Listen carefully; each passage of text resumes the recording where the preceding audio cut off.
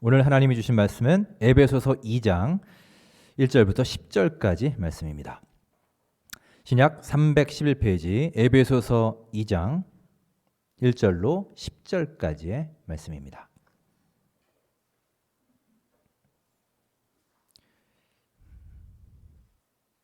네, 2장 1절로 10절 우리 한 목소리로 합독하시겠습니다. 그는 허물과 죄로 죽었던 너희를 살리셨도다. 그때 너희는 그 가운데서 행하여 이 세상 풍조를 따르고 공중의 권세 잡은 자를 따랐으니 곧 지금 불순종의 아들들 가운데서 역사하는 영이라. 전에는 우리도 다 그 가운데서 우리 육체의 욕심을 따라 지내며 육체와 마음에 원하는 것을 하여 다른 이들과 같이 본질상 진노의 자녀이었더니 긍휼이 풍성하신 하나님이 우리를 사랑하신 그 큰 사랑을 인하여 허물로 죽은 우리를 그리스도와 함께 살리셨고 너희는 은혜로 구원을 받은 것이라. 또 함께 일으키사 그리스도 예수 안에서 함께 하늘에 앉히시니 이는 그리스도 예수 안에서 우리에게 자비하심으로써 그 은혜의 지극히 풍성함을 오는 여러 세대에 나타내려 하심이라. 너희는 그 은혜에 의하여 믿음으로 말미암아 구원을 받았으니 이것은 너희에게서 난 것이 아니요 하나님의 선물이라. 행위에서 난 것이 아니니 이는 누구든지 자랑하지 못하게 함이라. 우리는 그가 만드신 바라 그리스도 예수 안에서 선한 일을 위하여 지으심을 받은 자니 이 일은 하나님이 전에 예비하사 우리로 그 가운데서 행하게 하려 하심이니라. 아멘. 하나님 말씀입니다. 자, 여러분 반갑습니다. 지난 주일에 이어서 오늘도 현장 예배로 우리 많은 성도님들과 함께 대면하여 예배 드리게 되었습니다. 또한 이 시간 가정에서 온라인 예배를 드리시는 모든 성도님들께도 하나님의 크신 은혜가 함께 하시기를 주의 이름으로 축원합니다. 자, 서로 함께 반갑게 인사 나누겠습니다. 반갑습니다. 한 주간 평안하셨습니까? 예, 주님의 은혜와 사랑이 가득히 넘치시기를 바랍니다. 좀 더우신 분 계신 것 같아요. 좀 추워서 보일러를 몇 시간 전에 틀어놨더니 좀 더우신 것 같은데요. 지금 끄라고 연락했으니까 이제 좀 괜찮아지실 겁니다. 자, 오늘은 교회력상으로 종교개혁주일, 정확히는 종교개혁 503주년 기념주일입니다. 우리 교단에서는 해마다 10월 마지막 주일을 종교개혁 기념주일로 지킵니다. 흔히 역사가들은 종교개혁을 1517년 10월 31일을 기준으로 삼고 있습니다. 당시 카톨릭의 수사였고 독일 비텐베르크 대학 신학 교수였던 마틴 루터가 방금 전 영상을 보신 것처럼 당시에 면죄부를 판매하고 있던 교회에 대항하는 95개조의 반박문을 비텐베르크 성당 벽에 게재함으로써 본격적으로 종교개혁 운동이 시작되었습니다. 우리 교회는 한국 기독교 장로회 소속입니다. 즉 장로교회입니다. 그리고 우리 같은 이런 장로교회를 흔히 개혁교회, 리포엄드 처치라고 부릅니다. 이런 개혁교회에 있어서 이 종교개혁은 대단히 중요하고 의미 있는 사건입니다. 따라서 여러분도 이런 장로교회, 개혁교회를 섬기고 있는 일원이니만큼 이 종교개혁에 대해서는 꼭 한번 살펴볼 필요가 있다는 생각이 들어서 오늘 말씀을 준비했습니다. 오늘 말씀은 조금 교리적이고 이론적인 내용이 있을 수 있습니다. 그래서 영상을 통해서 미리 조금 배경을 파악하시라고 이렇게 먼저 보여드렸고요. 가급적 좀 쉽고 간단하게 말씀을 나눠보려고 노력하겠습니다. 자, 먼저 당시 배경을 한번 살펴보죠. 당시 카톨릭 교회는 너무나 부패해 있었습니다. 황제의 권력은 약화되었고 교황의 권력이 실로 절대적이고 막강한 상태였습니다. 우리 예전에 세계사 시간에 카노사의 굴욕이라는 사건을 배운 적이 있을 것입니다. 자, 그림을 한번 보실까요? 카노사의 굴욕을 이렇게 그림으로 나타낸 것입니다. 저 근엄하게 앉아있는 사람이 왕이 아니라 교황입니다.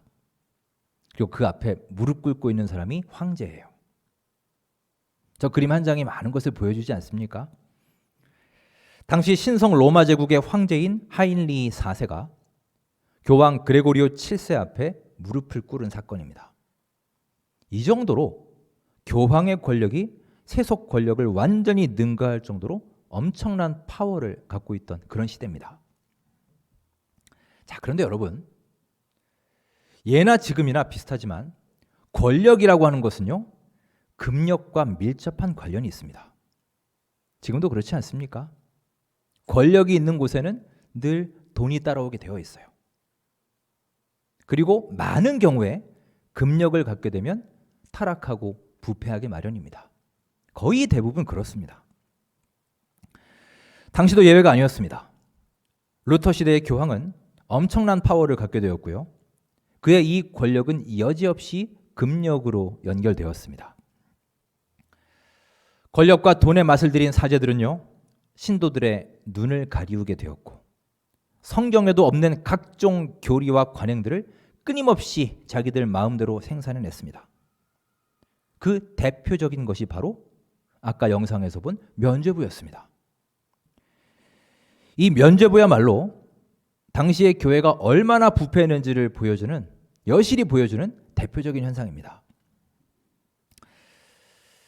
당시 교황이었던 레오 10세가 성 베드로 성당을 보수하는 프로젝트를 진행을 합니다. 그런데 이게 규모가 워낙 공사 규모가 커서 자기들의 재정만으로는 충당이 안 됐습니다. 그래서 그들에게 돈이 필요했던 거예요. 돈을 어떻게 충당할까 궁리하다가 그들은 면죄부라는 것을 만들었습니다. 그리고 그것을 사람들에게 팔았던 것입니다. 그런데 그 면죄부라는 게 여러분 참 웃깁니다. 그 증서를 구입하는 액수만큼, 그러니까 돈만큼 죄를 용서받을 수 있다라고 가르친 거예요. 그리고 살아있는 사람뿐만이 아니라 죽은 사람을 위해서도 유효한데, 죽은 사람을 위해 면죄부를 사게 되면 연옥에 있던 사람들이, 그러니까 아직 지옥에 떨어지지 않고 연옥에 있던 사람들이 천국으로 옮겨지게 된다. 심지어 너희들의 동전이 헌금함에 딸랑 소리내는 그 순간 연옥에 있던 영혼은 천국을 향해 한 걸음 나아가게 될 것이다. 이런 기가 막힌 교리를 가르치고 설교하게 됩니다. 아까 그 테첼이라는 사람의 설교가 그런 설교였어요. 그런데 여러분, 정말 놀라운 것은 수많은 사람들이 이 말을 믿었다는 겁니다. 그리고 실제로 돈을 주고 그 면죄부, 그 종이 쪼가리를 샀다라는 거예요. 루터가 21살이 되던 어느 날 이런 위기 상황을 직면합니다. 그리고 이것을 하나님의 경고의 음성으로 듣습니다. 그리고 그는 그 순간 하나님의 부르심에 순종하기로 결단합니다.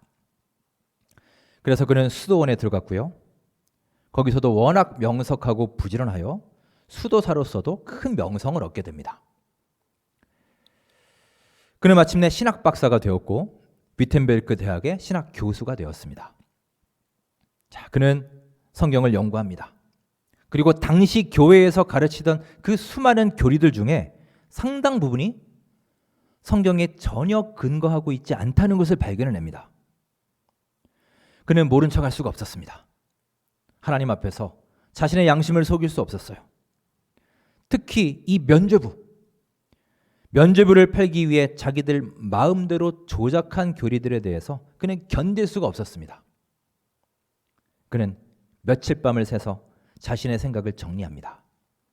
그리고 그 면죄부 교리가 어떤 면에서 문제이다라는 것을 논리적으로 조목조목 정리하고 따졌습니다. 자, 오늘 설교의 제목을 5개의 오직이라고 정했습니다.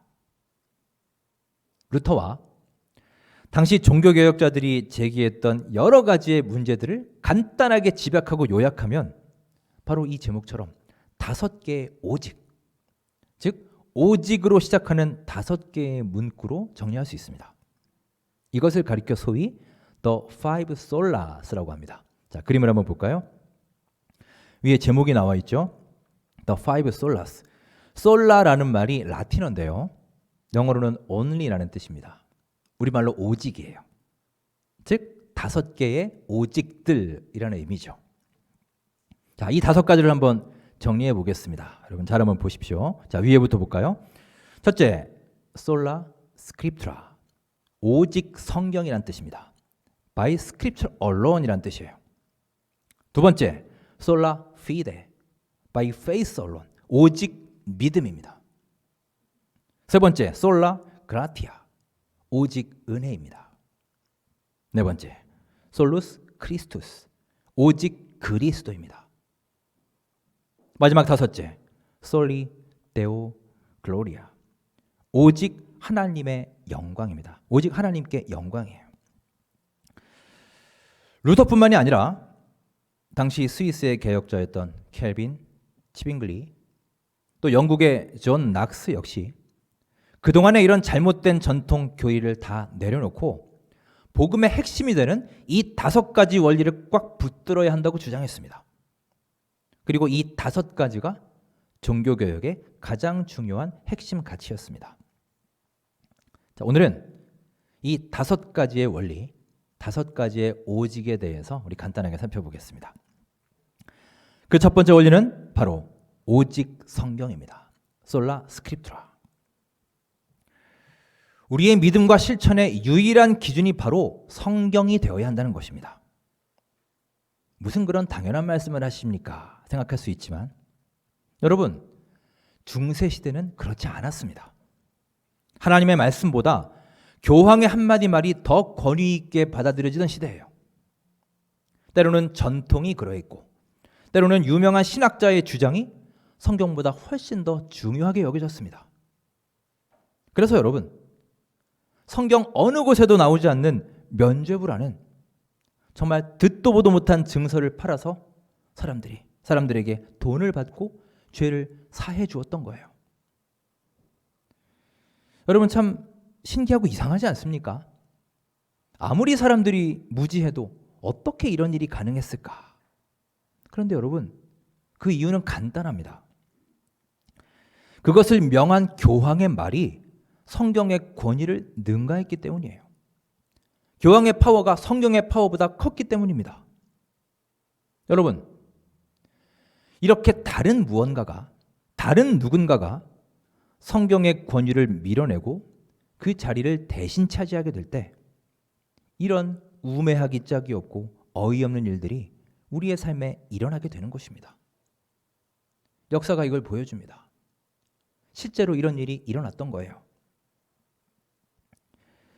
여러분, 성경이 무엇입니까? 하나님의 말씀이 무엇입니까? 자, 성경에 대해서 우리 디모데후서 말씀을 한번 찾아보겠습니다. 3장 16절 우리 화면을 보시고 함께 읽겠습니다. 시작. 모든 성경은 하나님의 감동으로 된 것으로 교훈과 책망과 바르게 함과 의로 교육하기에 유익하니. 아멘. 여러분, 이 말씀처럼 성경은 하나님의 감동으로 된 것입니다. 그저 누군가가 기록한 하나의 책에 불과한 것이 아니란 말입니다. 자, 하나님의 감동으로 되었다라는 구절을 영어 성경에는 All Scripture is God-breathed 라고 번역합니다. God-breathed. breathe란 말이 숨 쉰다는 말이죠. 즉 하나님이 마치 호흡하듯이, 하나님이 숨을 토해내시듯이 그렇게 한 글자 한 글자 기록되어 이 세상에 우리에게 주신 것이 바로 하나님의 말씀이라는 거예요.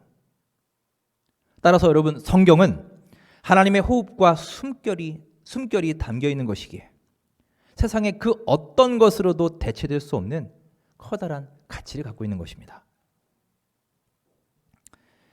하지만 여러분, 오늘날의 교회는 어떻습니까? 아까 영상을 보시면서 그때 여러 현상들이 오늘날과 참 비슷하다고 생각되지 않으신가요? 성경의 권위가 무너지고 다른 학문들이 심리학, 통계학, 경영학, 상담학 이런 학문들이 성경의 자리를 대신하고 있습니다. 오히려 그것들이 더 우선시되는 오늘날 교회의 상황이에요. 여러분, 오해하지 마십시오. 이런 학문들이 필요 없다는 얘기가 아닙니다. 그것이 성경보다 더 우선시되는 것이 문제란 말입니다. 여러분, 이 시간 기억하십시오. 우리 하나님의 말씀은 대체 불가한 존재입니다. 다른 무언가가 그것을 대신하는 순간 이 시대에 새로운 면죄부가 우리에게 탄생하는 거예요. 사랑하는 여러분, 하나님의 말씀, 오직 성경에 최고의 가치를 두시고 하나님의 거룩한 말씀을 우리의 삶의 등불로 삼으시는 지혜로운 여러분의 삶이 될 수 있기를 주님의 이름으로 축원합니다. 두 번째 원리, 두 번째 오직은 솔라 피데, 오직 믿음입니다. 중세 교회는 믿음으로만 구원받는 게 아니라 여러 가지 선행들이나 고행을 통해서 우리의 구원이 완성된다라고 가르쳤습니다. 반면에 루터와 개혁자들은 그게 아니다, 틀렸다. 구원은 오직 믿음으로 가능한 것이며 참된 믿음은 인생의 열매를 맺을 수 있다라고 주장했습니다. 로마에 가면 스칼라 산타라고 하는 유명한 계단이 있습니다. 많은 사람들이 또 그것을 순례하기도 합니다. 흔히 그 계단을 성계단이라고 불러요. 거룩할 성자를 써서 거룩한 계단이라는 것입니다. 자, 그림 한번 보실까요? 저런 계단입니다. 28개의 대리석으로 되어 있는 돌 계단입니다. 전설에 의하면 이 계단은요, 예수님이 빌라도에게 재판받으실 때 걸으셨던 그 계단이라고 합니다. 뭐 이거는 전설입니다. 성경적 근거는 없어요. 자, 어쨌건 그래서 황제 콘스탄티누스의 어머니인 헬레나가 저 대리석을 가져다가 계단을 만들었다고 알려져 있습니다. 자, 그런데 당시 사람들은요, 그렇기 때문에 이 계단 자체에 어떤 특별하고 영험한 능력이 담겨 있다고 믿었습니다. 왜냐? 예수님이 밟았던 돌이니까. 예수님이 밟았던 대리석이니까요. 그러니 거기에 분명히 예수님의 능력이 배어 있을 것이라고 믿었던 것이죠. 이런 미신이 생기게 되었습니다. 그런데 이 미신이 그냥 미신으로 끝나면 괜찮은데 나중에는 이것이 하나의 교리로까지 발전하게 됩니다. 일이 커진 거예요. 그래서 어떻게 되느냐? 이 대리석 계단을 무릎을 꿇은 상태로 걸어 올라가면서 회개하면 몇 년 동안 우리가 지은 죄가 다 사라진다. 이런 교리가 실제로 생겨났습니다. 그리고 이런 전통이 지금도 남아있어서요, 그것을 순례하는 사람들은 무릎을 꿇고 무릎으로 그 계단을 올라가기도 합니다. 아까 저 그림을 보시면요, 언뜻 보면 서 있는 것 같지만요, 여러분 자세히 보시면 지금 다 무릎을 꿇고 있어요. 이런 사건에 기인해서 그렇습니다. 루터 역시 그 계단을 수없이 무릎 꿇고 올라갔습니다. 자, 그런데 어느 날, 그날도 저 계단을 오르고 있는데 하늘에서 강력한 음성이 들려왔습니다. 마치 자신의 머리를 쾅 때리는 것 같은 음성이었습니다. 어떤 음성이었느냐? 바로 로마서 1장 17절 말씀이었습니다. 자, 함께 어떤 내용인지 우리 말씀을 읽겠습니다. 시작. 복음에는 하나님의 의가 나타나서 믿음으로 믿음에 이르게 하나니 기록된 바 오직 의인은 믿음으로 말미암아 살리라 함과 같으니라. 아멘.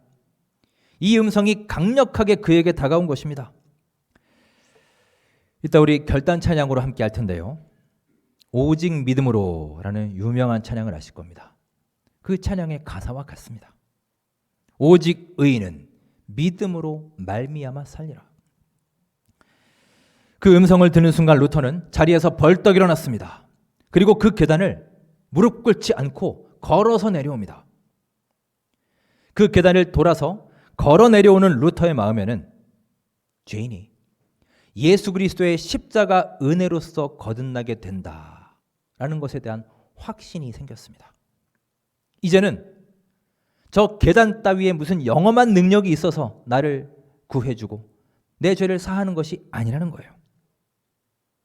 하나님의 은혜로서 가능하고 그것을 믿는 믿음으로 가능한 것이다. 이 확신을 갖게 되었습니다. 여러분, 우리는 오직 믿음으로 구원받게 되는 것을 믿고 기억하시는 우리의 삶이 될 수 있기를 간절히 바랍니다. 자, 그러면 여러분, 이런 믿음이 과연 우리에게 어떻게 생겼을까요? 그 근거가 무엇일까요? 그래서 개혁자들은 세 번째로 솔라 그라티아, 오직 은혜다라고 말합니다. 자, 오늘 본문 에베소서 2장 8절 9절을 함께 읽겠습니다. 시작. 너희는 그 은혜에 의하여 믿음으로 말미암아 구원을 받았으니 이것은 너희에게서 난 것이 아니요 하나님의 선물이라. 행위에서 난 것이 아니니 이는 누구든지 자랑하지 못하게 함이라. 아멘. 우리가 구원을 받는 믿음은요, 그냥 생기는 것이 아니란 말입니다. 바로 하나님이 우리에게 주신 선물이었다는 거예요. 여러분, 은혜라는 것이 무엇입니까? 우리가 교회에서 은혜라는 말을 참 많이 쓰죠. 은혜라는 말을 가만히 생각해 보십시오. 받는 쪽에는 전혀 공로가 없다는 뜻입니다. 자, 가령 내가 열심히 일했습니다. 몇 달간 열심히 땀 흘려 일해서 또 무엇인가를 잘해서 공을 세웠어요. 그렇게 받을 만한 자격이 되어서 무엇인가를 받았습니다. 우리는 그것을 은혜라고 하나요? 아니죠. 그런 것은 은혜라고 하지 않습니다. 그런 건 대가라고 하든지 상이라고 하든지 월급이라고 합니다.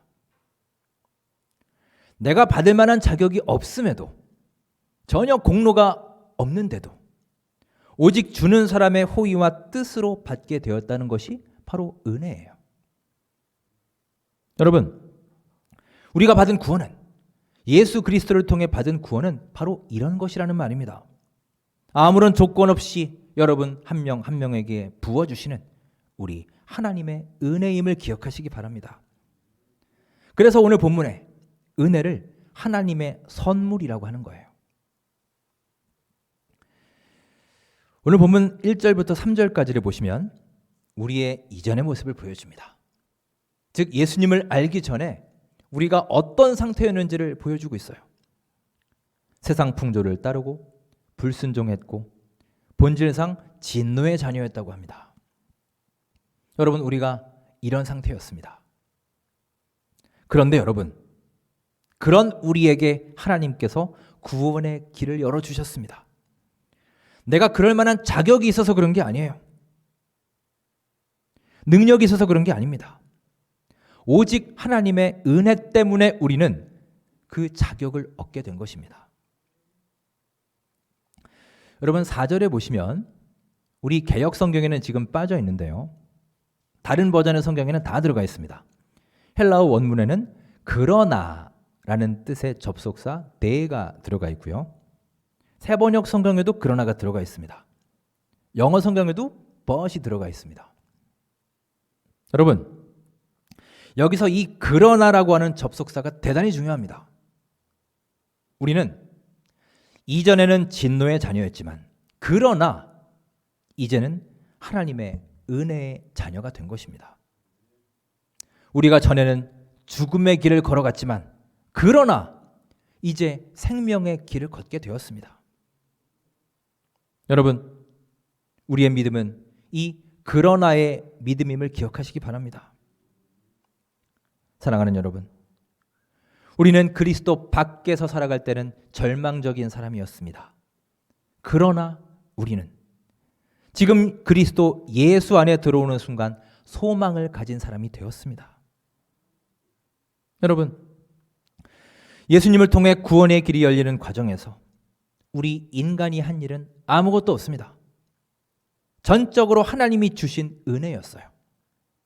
우리를 너무나 사랑하셔서 죄 가운데 살아가는 우리가 너무나 불쌍하여 예수 그리스도를 보내주셨고 그분을 통해 죽어가던 우리를 살려주신 것입니다. 이게 복음의 핵심이에요. 이 모든 것이 하나님의 은혜라는 것입니다. 여러분, 하나님의 선물인 그 은혜를 늘 기억하고 감사와 순종의 마음으로 살아가는 우리 모두의 삶이 될 수 있기를 간절히 바랍니다. 자, 네 번째 원리는 솔루스 크리스투스, 오직 그리스도입니다. 중세 교회는 마리아의 이름에 의지해서도 또 각종 성인들의 이름을 통해서도 구원도 받고 기도도 했습니다. 그런데 여러분, 이것은 비성경적입니다. 성경은 그렇게 가르치고 있지 않습니다. 자, 사도행전 4장 12절 뭐라고 말하는지 우리 함께 읽겠습니다. 시작. 다른 이로서는 구원을 받을 수 없나니 천하 사람 중에 구원을 받을 만한 다른 이름을 우리에게 주신 일이 없음이라 하였더라. 아멘. 믿으십니까, 여러분? 성경은 명확하게 말합니다. 다른 이름은 없다. 구원을 얻을 다른 이름은 우리에게 주신 일이 없다고 말하고 있어요. 이 말은 우리 인간의 구원을 위해서는 오직 예수 그리스도만 계시면 충분하다라는 말씀입니다. 우리 옛날에 수학 시간에 필요 조건, 충분 조건, 필요 충분 조건 이런 거 배운 적 있죠? 그게 뭔지는 몰라도 아마 들어보신 적은 있으실 겁니다. 가령 A는 B가 되기 위한 필요 조건이다. 필요 충분 조건이다. 이런 거죠. 자, 그러면 한번 따져보죠. 우리의 구원과 예수 그리스도를 한번 놓고 따져보겠습니다. 제가 질문할 테니 여러분 한번 대답해 보십시오. 예수님을 믿는 자들은 모두 다 구원 받나요? 네. 애매합니까, 여러분? 예수님 믿는 자들은 다 구원 받나요? 참인가요, 거짓인가요? 네. 자, 그럼 반대로 묻습니다. 구원받은 사람들은 모두 다 예수님을 믿는 자들인가요?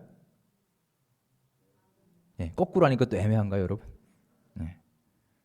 아니긴 또 뭐가 아닙니까, 여러분? 여러분, 둘 다 참이죠. 예수님을 믿는 자들은 다 구원받습니다. 그리고 구원받은 사람들은 다 예수님을 믿는 자들이에요. 그렇다면 여러분, 우리가 구원받기 위해서는 오직 예수 그리스도가 필요하고 또 반대로 예수 그리스도 한 분이면 우리가 구원받기에 충분하다는 겁니다. 필요 충분 조건이라는 거예요. 여러분, 우리는 오직 예수님으로 말미암아 구원받을 수 있음을 믿으시기 바랍니다. 우리가 절대로 잊지 말고 절대로 놓지 말아야 될 진리입니다. 우리의 죄를 친히 담당하셔서 십자가를 지신 분도 예수님이셨고요. 죽음을 이기고 부활하셔서 우리의 보증이 되신 분도 예수님이십니다. 또한 지금도 하늘 보좌에서 우리를 바라보시며 연약한 나를 중보하며 도우시는 분 역시 바로 예수님이십니다. 자, 그렇다면 여러분, 우리는 어떤 삶을 살아야겠습니까? 언제나 어디에서나 우리 구원의 필요 충분 조건인 우리 주님을 위한 삶을 살아야 하는 것입니다. 여러분, 오직 그리스도를 바라보시고 오직 예수 그리스도가 우리 삶의 지향점이 될 수 있기를 주님의 이름으로 축원합니다. 마지막 다섯 번째 원리, 오직 하나님께 영광을, 솔리 데오 글로리아입니다. 이것은 우리의 삶의 방향과 가치관을 보여줍니다.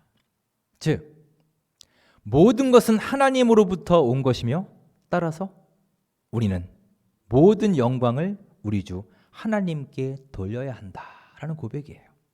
이게 진리입니다. 세계적인 작곡가이자 천재 음악가 그리고 음악의 아버지로 불리는 요한 세바스찬 바흐라는 사람이 있습니다. 그는 자신이 작곡한 오라토리오나 칸타타 악보의 맨 끝에다가 늘 영어 이니셜을 적었다고 합니다. 한번 보실까요?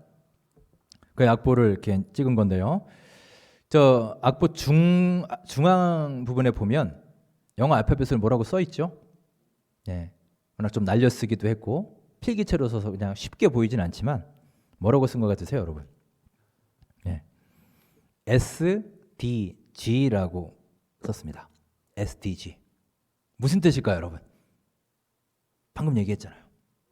네, 솔리 데오 글로리아, 오직 하나님께 영광. 이 뜻의 이니셜을 저 악보 끝에다가 쓴 겁니다. 자, 왜 저런 말을 적었을까요? 악보 그리기도 바쁠 텐데 말이죠. 아무리 멋진 음악을 내가 만들었어도, 아무리 그 곡을 통해서 부와 인기와 칭찬과 명예를 들을지라도 그것이 하나님의 영광을 위한 것이 아니라면 그것은 아무것도 아닙니다. 이 고백 아니겠습니까? 여러분, 정말 감동과 울림이 크지 않습니까? 우리가 세상에서 무언가를 이루고 성공하고 칭찬받고 높아질지라도 그것이 하나님의 영광과 아무런 상관이 없는 것이라면 여러분, 나에게 소용없고 아무것도 아님을 고백할 수 있길 바랍니다. 나는 오직 하나님의 영광을 위해서 사는 삶입니다. 이 고백이 우리의 삶에서 터져나올 수 있기를 바랍니다. 종교개혁주의를 맞아 개혁자들의 가슴 속에 담겨졌던 5가지의 솔라, 5가지의 오직에 대해서 묵상했습니다. 자, 기억나세요? 복습해 볼까요? 자, 첫째, 오직 성경. 둘째, 오직 믿음. 셋째, 오직 은혜. 네 번째, 오직 그리스도. 마지막 5째, 오직 하나님의 영광입니다. 여러분, 이 내용을 잘 기억하시고 우리 가슴판에 새겨두시기 바랍니다. 이 고백과 원리를 통해 여러분의 삶의 목표와 방향이 보다 명확히 정해질 수 있기를 간절히 바랍니다. 특별히 이 산만하고 혼란한 세상에서 내 삶의 중심을 잡고 내 욕심과 내 눈앞의 유익을 위한 삶이 아니라 하나님의 영광을 위해 살아가는 복된 하루하루가 될 수 있기를 간절히 바랍니다. 그리하여 마지막 날 하나님 나라에서 주님 앞에 섰을 때 하나님의 커다란 칭찬을 받을 수 있는 우리 모든 원천교회 성도님들의 귀한 삶이 될 수 있기를 주님의 이름으로 축원합니다. 기도하겠습니다. 하나님, 종교개혁주의를 맞아 다시 한번 믿음의 선배들의 가르침을 기억하고 돌아보게 하시니 감사합니다. 오직 성경, 오직 믿음, 오직 은혜, 오직 그리스도, 오직 하나님의 영광, 이 삶의 원리를 가슴판에 깊이 새기고 올바른 삶의 목표와 방향을 정립하여 하나님께 한 걸음씩 가까이 다가가는 우리 모두의 삶이 되게 하여 주시옵소서. 예수님의 이름으로 감사하며 기도드립니다. 아멘.